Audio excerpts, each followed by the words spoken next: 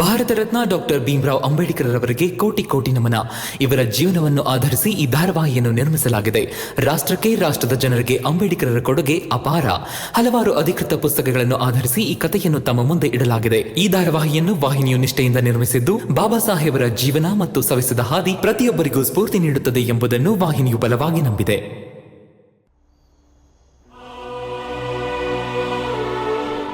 ಏನಾಯ್ತು? ನೀವು ಅದೇ ಡೈರಿ ಬರೀತಿರಲ್ಲ, ಅದನ್ನ ಬರೀ ಡೈರಿ ಅಂತಾನೆ ಬರೀಬೇಡಿ. ಅದನ್ನ ನೀವು ಎಂತ ಹಂತಕ್ಕೆ ತಲುಪಿಸ್ಬೇಕು ಅಂದ್ರೆ ಜಗತ್ತೇ ಹೇಳ್ಬೇಕು, ಭೀಮರಾವ್ ಅಂಬೇಡ್ಕರ್ ಚಿಕ್ಕ ವಯಸ್ಸಿಂದ ಸಮಾನತೆಗೋಸ್ಕರ ಬರಿತಿದ್ರು ಅಂತ.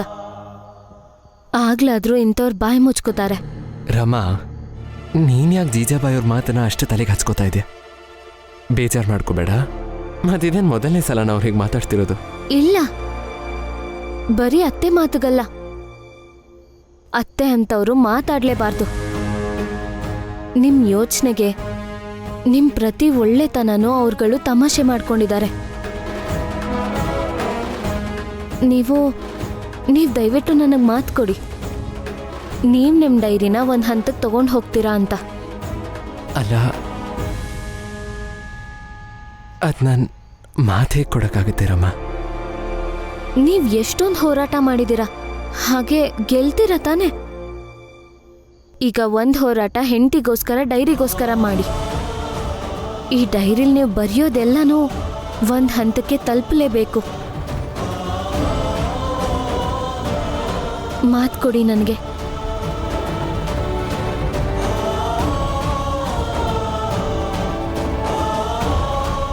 ಮಾತು ಕೊಡಿ.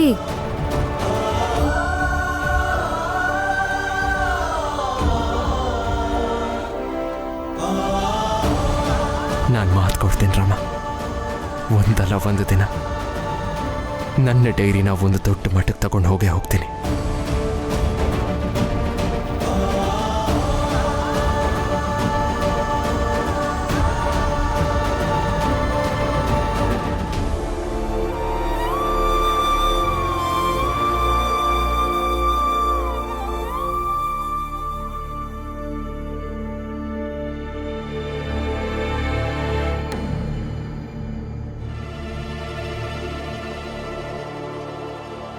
ಪುರುಷೋತ್ತಮ, ಮದ್ವೆ ವಿಷಯ ಏನಾಯ್ತು? ಇನ್ನೊಂದು ಸ್ವಲ್ಪ ಸಮಯ ಕೊಡಿ.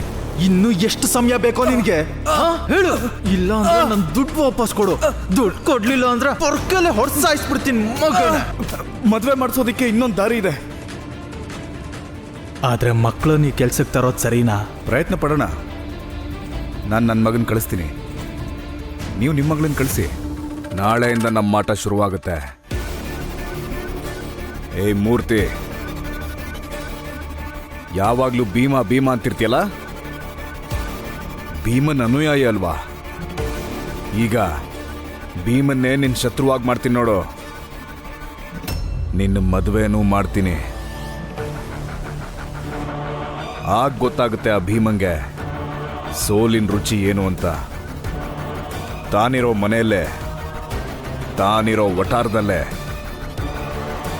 ನೀನು ಯಾರನ್ನ ನಾಯಕ ಅಂತ ಅಂದ್ಕೊಂಡಿದ್ಯೋ ಅವನೇ ಸೋತ ಮೇಲೆ ನಿನ್ನ ಹೋರಾಟದ ಕಿಚ್ಚು ತಣ್ಣಗಾಗುತ್ತೆ.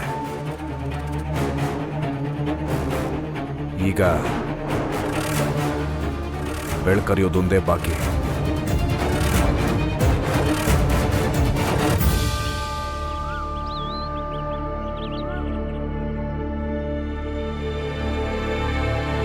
ಏನ್ ಮೂರ್ತಿ, ಬೆಳಗ್ಗೆನೆ ಓದಕ್ ಶುರು ಮಾಡಿದ್ಯಾ? ಹಾ ಅಪ್ಪ, ಯಾಕೆ? ಏನಿಲ್ಲ, ನೀನು ಓದ್ ಮುಗಿಲಿ ಅಂತ ಕಾಯ್ತಾ ಇದ್ದೆ ಅಷ್ಟೇ. ಯಾಕೆ, ಏನ್ ವಿಷಯ?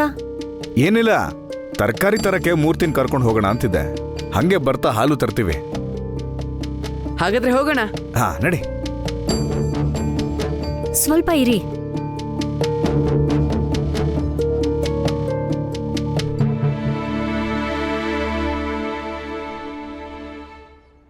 ನಿಮ್ಮಿಬ್ರಿಗೂ ದೃಷ್ಟಿ ಬಟ್ಟಿಡ್ತೀನಿ.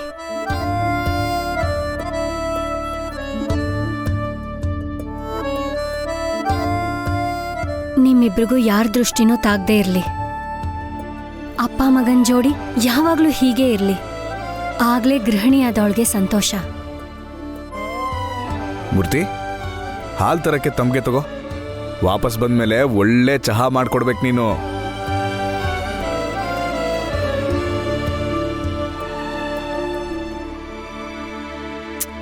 ಸುಮ್ನೆ ಕುತ್ಕೋಬಿಟ್ಟಿ. ನಾನ್ ಹೇಗೆ ಹೇಳ್ಕೊಟ್ಟಿದೀನೋ ಹಾಗೆ ಮಾಡ್ಬೇಕು. ಆದ್ರೆ ಅಮ್ಮ, ನನ್ಗೆ ಮದ್ವೆ ಬೇಡ. ಯಾಕೆ ಸುಮ್ಮನೆ ನನ್ನ ಬಲವಂತ ಮಾಡ್ತಾ ಇದ್ದೀರಾ? ಏನ್ ಮಾಡ್ಬೇಕು ಏನ್ ಮಾಡಬಾರ್ದು ಅಂತ ನೀನಾ ನಿರ್ಧಾರ ಮಾಡೋದು? ಹೇಳ್ದಷ್ಟು ಕೇಳ್ಬೇಕಷ್ಟೇ. ನಡೀರಿ ಹೋಗೋಣ.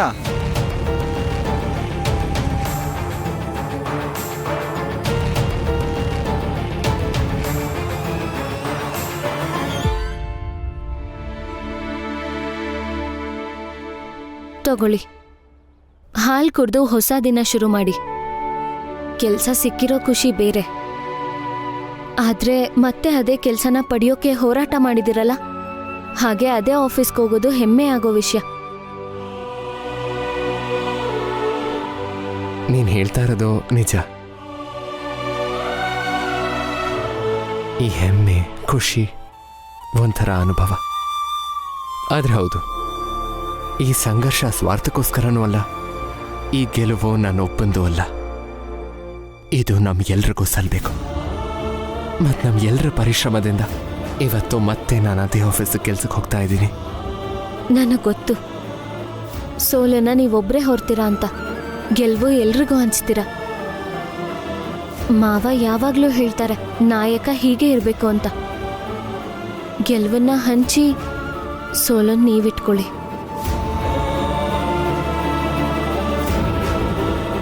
ನೀವು ನಾಯಕರನ್ನೋದು ಮರಿಬೇಡಿ.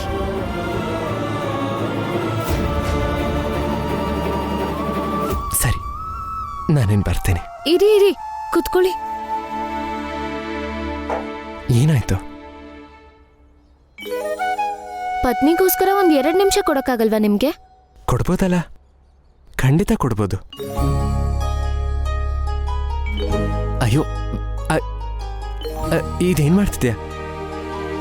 ಹಾಲ್ ಮೆತ್ಕೊಂಡಿತ್ತು, ಅದನ್ನು ಒರೆಸ್ತಿದ್ದೆ. ಹೌದಾ, ಥ್ಯಾಂಕ್ ಯು. ಸರಿ, ನಾನು ಹೊರಡ್ಲಾ? ಇರಿ ಇರಿ, ಇನ್ನೂ ಆಗಿಲ್ವಾ? ಅಯ್ಯೋ, ಏನಿಡೀ ಮುಖದ ಮೇಲೆ ಹಾಲಿದ್ಯಾ? ಹಾಗೇನಿಲ್ಲ, ಆದ್ರೆ ನಿಮ್ಮನ್ನ ಆಟಾಡಿಸ್ಬೇಕು ಅನ್ನಿಸ್ತಿದೆ, ಅದಕ್ಕೆ ಮಾಡ್ತಿದ್ದೀನಿ.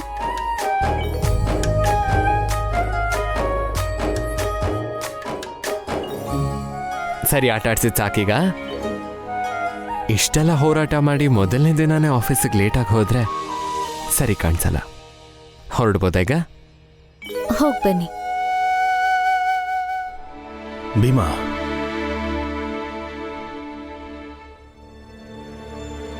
ನನಗೂ ಮೊದಲು ಒಂಥರ ಅಳುಕಿತ್ತು.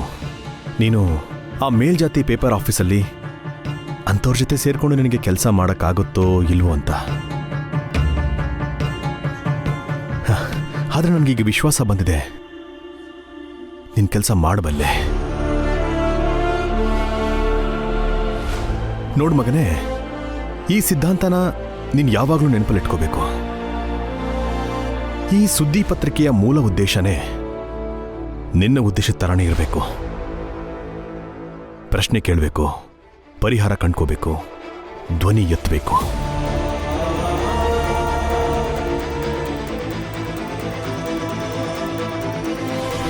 ಹಾಗೆ ಇನ್ನೊಂದು ಮಾತನ್ನ ನೆನಪಲ್ಲಿಟ್ಕೋ, ನಿನಗೆಲ್ಲೇ ತಪ್ಪು ಕಂಡ್ರೂ ಕೂಡ ಅದನ್ನು ತಡೆಯೋದಕ್ಕೆ ನೀನು ಕೊನೆವರೆಗೂ ಪ್ರಯತ್ನ ಪಡ್ತಾನೆ ಇರು. ಖಂಡಿತ ಅಪ್ಪ.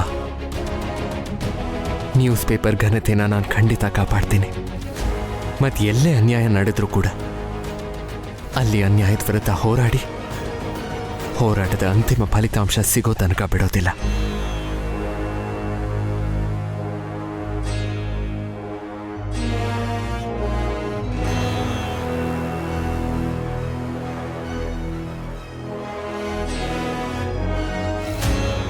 ಬರ್ತೀನಿ.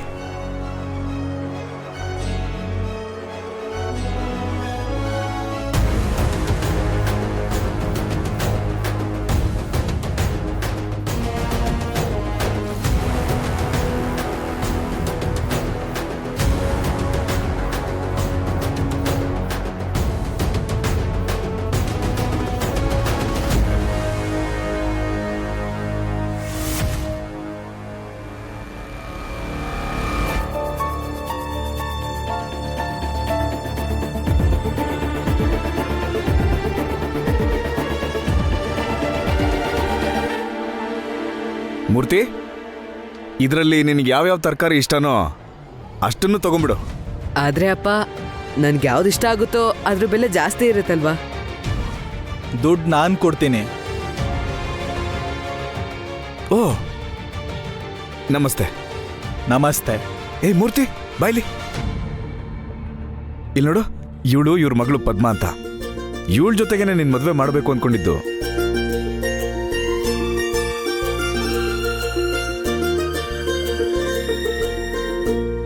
ಅದು ಹಾಗಿರ್ಲಿ ಬಿಡು. ಇನ್ನೂ ಮೂರ್ತಿ ಸಿದ್ಧ ಆಗಿಲ್ವಲ್ಲ, ಕಾಯೋಣ. ಆದ್ರೆ ನಾವೀಗಾಗ್ಲೇ ಮೂರ್ತಿನ ಅಳಿಯ ಅಂತ ಒಪ್ಕೊಂಡಾಗಿದೆ. ನಮಗೂ ಭಾವನೆ ಅನ್ನೋದಿರುತ್ತಲ್ಲ. ನಿನಗೆ ಯಾವ ತರಕಾರಿ ಬೇಕೋ ಎಲ್ಲ ತಗೋ.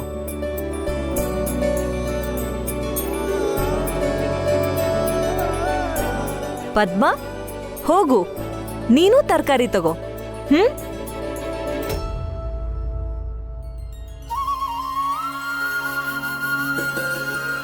ಮೂರ್ತಿ, ದೊಡ್ಡೋರು ಹೇಳ್ತಾ ಇದಾರೆ, ಹೋಗು ತಗೋ ತರಕಾರಿನ.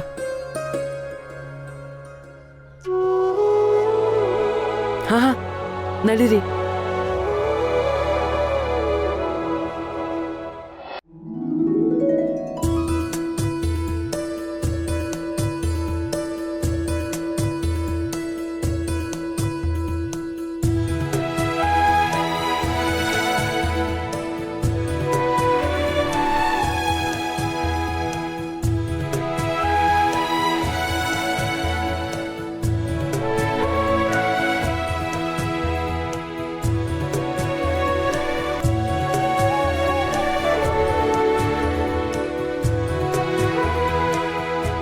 ಒಂದ್ಸಲ ಇವ್ರೊಬ್ರಿಗೊಬ್ರು ಸ್ನೇಹಿತರಾಗ್ಲಿ, ಆಗ ಮೂರ್ತಿನೇ ಪದ್ಮನ್ ಜೊತೆ ಇರ್ತೀನಿ ಅಂತಾನೆ. ನಮ್ಮ ಯೋಚನೆ ಉದ್ದೇಶನೂ ಇದೇ ಇರೋದು. ಮೂರ್ತಿ ಒಂದ್ಸಲ ಮದ್ವೆಗೆ ಒಪ್ಪಿಗೆ ಕೊಡ್ಲಿ ಸಾಕು, ಭೀಮನ್ಗೆ ಇವನೇ ಎದುರಾಳಿ ಆಗ್ತಾನೆ.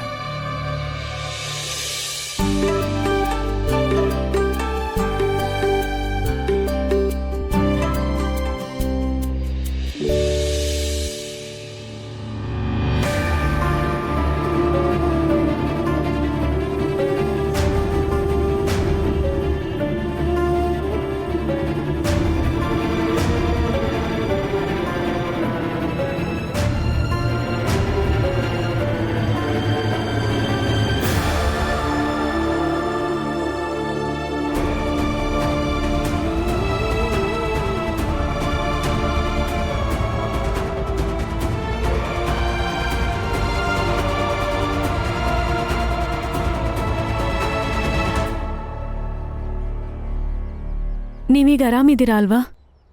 ಕಣ್ಣು ಉರಿತಾ ಇಲ್ಲ ತಾನೆ? ಏನೂ ಇಲ್ಲ.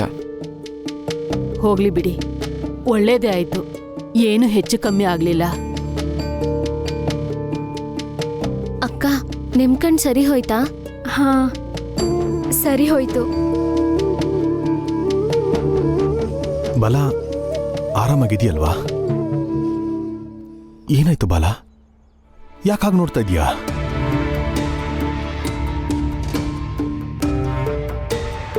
ಬಾಲಣ್ಣ, ಏನಾದ್ರೂ ಮಾತಾಡಿ. ನಿಮ್ ಕಣ್ ಸರಿ ಹೋಯ್ತಾ? ಇಲ್ಲ, ನಂಗೇನು ಕಾಣಿಸ್ತಿಲ್ಲ.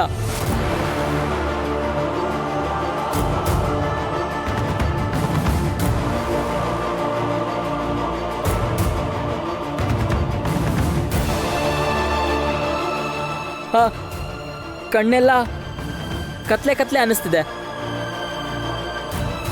ಆದ್ರೆ ಇದು ಹೇಗ್ ಸಾಧ್ಯ? ಬಲ, ಸ್ವಲ್ಪ ಹೊತ್ತು ಕಣ್ಣು ಮುಚ್ಕೊಂಡು ಕೂತ್ಕೋ, ಸರಿ ಹೋಗ್ಬೋದು. ಇಲ್ಲ, ಆದ್ರೆ ನಂಗೆ ಯಾಕೇನು ಕಾಣಿಸ್ತಿಲ್ಲ. ತಗೊಳಪ್ಪ, ಕರೀರಿ ಭೀಮನ್ನ, ಕರ್ದು ಹೇಳಿ ಅವನಿಗೆ. ಅವನ ಹಠದಿಂದಾಗಿ ಇವತ್ತು ಬಾಲನ್ಗೆ ಕಣ್ಣಿನ ದೃಷ್ಟಿ ಹೋಗಿದೆ.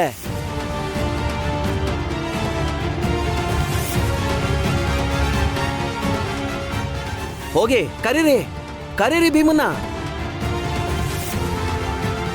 ಬಾಲಣ್ಣ, ನಿಮ್ಗೆ ನಿಜವಾಗ್ಲೂ ಏನೂ ಕಾಣಿಸ್ತಿಲ್ವಾ? ಏ ಬಾಲ, ಏನ್ ಸುಳ್ಳು ಹೇಳ್ತಾನ? ಏ ರಮ, ನಿಂಗೇನ್ ಹೇಳಿದ್ರು ಪ್ರಯೋಜನ ಇಲ್ಲ. ಇದಕ್ಕೆಲ್ಲ ನಿನ್ ಗಂಡನೇ ಕಾರಣ. ಈ ಬಾಲ ಏನ್ ಬೇಕಾದ್ರೂ ಮರಿಬೋದು, ಆದ್ರೆ ಈ ಪೊರ್ಕೆ ಸಂಘರ್ಷ ಮಾತ್ರ ಯಾವತ್ತೂ ಮರೆಯಲ್ಲ. ಈ ಹೋರಾಟದಿಂದ ಬಾಲನ್ ಕಣ್ಣಿನ ದೃಷ್ಟಿಯೇ ಹಾಳಾಗೋಯ್ತು. ಕರುಣ, ಇವಾಗ ಹೇಳು ಜೈ ಭೀಮ್ ಅಂತ. ಹೋಯ್ತಲ್ಲ ನಿನ್ ಗಂಡನ್ ಕಣ್ಣು. ಹೋಗಿ ಭೀಮನ್ ಕೇಳು, ನನ್ ಗಂಡನ್ ಕಣ್ಣಿನ ದೃಷ್ಟಿ ಸರಿ ಮಾಡ್ಕೊಡು ಅಂತ.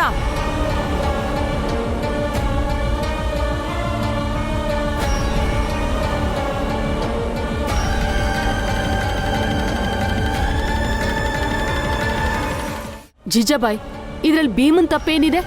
ಇವರಿಬ್ರು ಕಣ್ಗೋ ಖಾರದ ಪುಡಿ ಬಿದ್ದಿತ್ತಲ್ವಾ, ಆದ್ರೆ ಇವ್ರು ಸರಿ ಹೋದ್ರಲ್ಲ. ಹಾ, ಕಣ್ಣು ಸರಿ ಹೋಗಿದ್ದಕ್ಕೆ ನೀವು ಹಬ್ಬ ಮಾಡಿ. ಬಾಲನ್ ಕಣ್ಣು ಹೋಯ್ತು ಅಂತ ನಾವು ಅಯ್ಯೋ ಅಂತೀವಿ ಬಿಡಿ. ಅದಿರ್ಲಿ ಬಾಲ, ಒಂದು ಮಾತು ಹೇಳ್ತೀನಿ. ನೀನು ಭೀಮನ್ ಜೊತೆ ನಿಂತಿದ್ದಕ್ಕೆ ನಿನ್ ಜೀವನದಲ್ಲಿ ಯಾವತ್ತಾದ್ರೂ ಒಳ್ಳೇದಾಗಿದ್ಯಾ ಹೇಳು? ಇಲ್ಲ ತಾನೇ? ಈಗ ನೀನು ಒಂದ್ ಕೆಲ್ಸ ಮಾಡು. ಅದೇನು ಅಂದ್ರೆ ಈ ಸಲ ನಮ್ ಜೊತೆ ನಿಂತ್ಕೋ. ನನ್ನ ಮಾತು ನಂಬೋ, ನೀನು ಜೀವನದಲ್ಲಿ ಖುಷಿಯಾಗಿರ್ಬೋದು.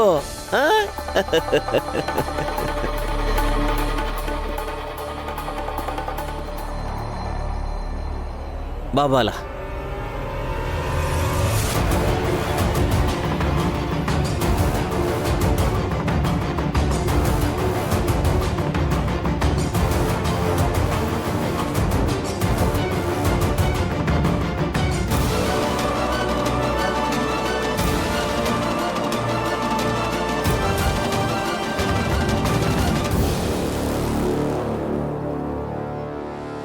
ಸುಳ್ಳು ಹೇಳ್ದೆ ನಾನು.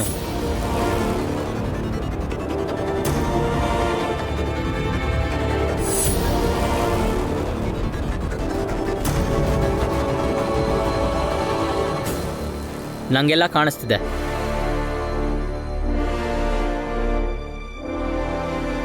ನಂಗಿದು ಕಾಣಿಸ್ತಿದೆ, ನಮಗೆ ಯಾವುದೇ ರೀತಿ ತೊಂದರೆ ಬಂದಾಗ ಆಗ ನಿಮಗೆಲ್ಲ ಹಾಲು ಕುಡ್ದ ಸಂತೋಷ ಆಗುತ್ತೆ. ಆಮೇಲೆ ನೀವು ಭೀಮ್ರಾವ್ ಮೇಲೆ ಆರೋಪ ಹೊರ್ಸಕ್ಕೆ ಕಾಯ್ತಾ ಇರ್ತೀರಾ.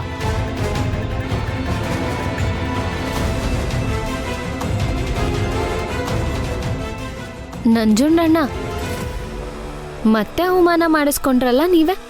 ಬಾಲ, ಕೈ ಬಿಡು, ಬಿಡು ಕೈನ.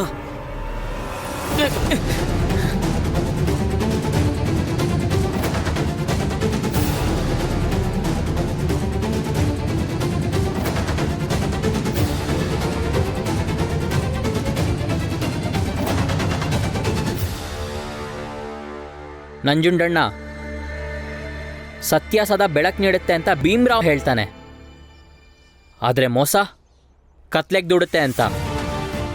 ಆದರೆ ನಾವು ಸತ್ಯಕ್ಕೆ ಹೋರಾಡ್ತಾ ಇದ್ದೀವಿ. ಬೆಳಕು ನಮ್ಮಿಂದ ದೂರ ಆಗೋದಿಲ್ಲ ಅಲ್ವಾ?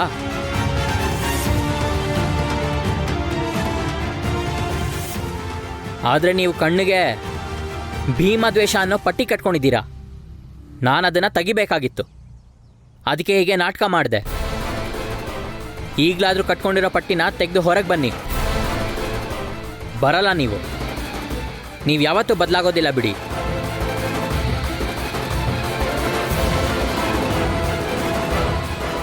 ಹುಷಾರಾಗಿ ಜಾಕು. ಆರಾಮಾಗಿ ಬಾ. ಸೇರ್ಬಿಡ್ತೀವಿ ನಾವು. ಬಾ ಬಾ ಬಾ ಬಾ ಬಾ. ಹುಷಾರಾಗಿ. ಅಪ್ಪ, ನನಗೇನು ಕಾಣಿಸ್ತಿಲ್ಲ. ಮೇಘನಾಥ್ ಅವರೇ, ಏನಾಯ್ತು? ಇನ್ನೂ ಅವ್ರಿಗೆ ಕಣ್ ಕಾಣಿಸ್ತಿಲ್ವಾ?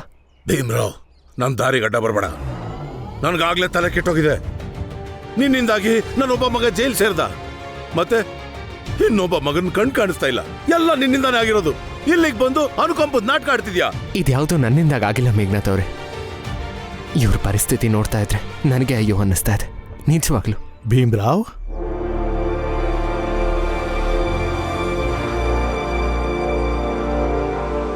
ಯಾಕೆ ಅಯ್ಯೋ ಅನ್ನಿಸ್ತಿದೆ? ಕೈನಲ್ಲಿ ಖಾರ ಹಿಡ್ಕೊಂಡವನಿಗೆ ಯಾವತ್ತಿಗೂ ಅವನ ಮನಸ್ಸು ಕೂಡ ಖಾರನೇ ಇರುತ್ತೆ. ಕರದಲ್ಲಿ ಏನು ಹಿಡಿತೀವೋ ಅದನ್ನೇ ಉಣ್ಬೇಕಾಗತ್ತೆ. ತುಂಬಾ ಮಾತಾಡ್ತಿದ್ದೀರಿ ಬಾಬಾ. ನೋಡ್ಕೋತೀನಿ ಯಾವ್ಯಾವ ಕರ್ಮದ ಫಲ ಹೇಗೆ ಸಿಕ್ಕುತ್ತೆ ಅಂತ. ನೀವು ಸ್ವಲ್ಪ ದಿನ ಕಾಯ್ಕೊಳ್ಳಿ ಸಾಕು. ಏ ಭೀಮ್ರಾವ್, ನೀನು ಯಾವ್ದೋ ಒಂದು ಸಣ್ಣ ಹೋರಾಟ ಗೆದ್ದುಬಿಟ್ಟು ದೊಡ್ಡ ಹೋರಾಟ ಗೆದ್ದಿದ್ದೀನಿ ಅನ್ಕೋಬೇಡ. ನೀನೇನ್ ದೊಡ್ಡ ನಾಯಕ ಅಲ್ಲ. ನೋಡು, ಈ ಹೋರಾಟ ಇನ್ನೂ ಮುಗಿದಿಲ್ಲ. ನಾನ್ ನಿನ್ನ ನೆಲ ಕಚ್ಚಿಸೋವರೆಗೂ ಈ ಹೋರಾಟ ಮುಗಿಯೋದಿಲ್ಲ. ಸದ್ಯಕ್ಕೀಗ ನನ್ ಮಕ್ಕಳದೆ ನನಗೆ ಚಿಂತೆ ಆಗಿದೆ. ಕಾಯ್ಕೊಂಡಿರು, ಆದಷ್ಟು ಬೇಗ ನಿಮ್ಮಿಬ್ಬರನ್ನು ನೋಡ್ಕೋತೀನಿ. ಬಾ ಮಗನೇ. ನಡೀರಿಪ್ಪ. ಹುಷಾರು ಹುಷಾರು, ಬೇಗ ಬಾ ಬಾ.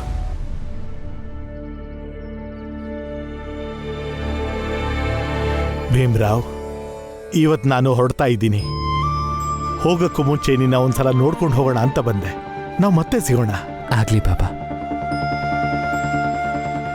ಚೆನ್ನಾಗಿರಪ್ಪ, ಒಳ್ಳೇದಾಗ್ಲಿ. ನೀವು ಮಾಡಿರೋಂಥ ಸಹಾಯಕ್ಕೆ, ಕಲಿಸಿರೋ ಪಾಠಕ್ಕೆ ನಾನು ಸದಾ ಋಣಿಯಾಗಿರ್ತೀನಿ ಬಾಬಾ. ಹೋಗು, ನೀನು ಕಚೇರಿಗೆ ಹೋಗು. ಗಾಡ್ಗೆ ಬಾಬಾ ಅವ್ರಿಗೆ ವಿಷಯ ತಿಳಿಸ್ತೀನಿ. ಭೀಮ್ರಾವ್ ಸಮಾಜದ ದಿಕ್ಕನ್ನ ಬದಲಾಯಿಸ್ತಾ ಇದ್ದಾನೆ ಅಂತ ಬಹಳ ಸಂತೋಷ ಪಡ್ತಾರೆ. ನಾನಿನ್ ಬರ್ತೀನಿ. ಆಗ್ಲಿ. ಒಳ್ಳೇದಾಗ್ಲಿ.